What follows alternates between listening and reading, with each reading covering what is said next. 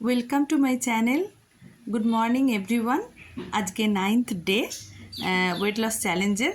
যদিও আজকে কিন্তু ডায়েট করতে খুব একটা ইচ্ছে করছে না, সকাল থেকেই খুব একটা শরীরটাও ভালো লাগছে না। তো তবুও কিন্তু সকালবেলা যেমন মর্নিং ড্রিঙ্ক নিয়েছি চিয়া সিড দিয়ে এবং গ্রিন টি নিয়ে নিয়েছি।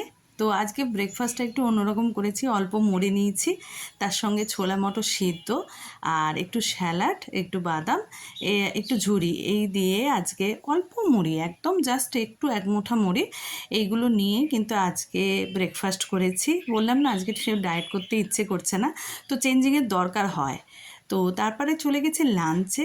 লাঞ্চে আজকে ভাত যেরকম হয় রোজ দিনের মতোই করেছি, ডিমের কারি করেছি।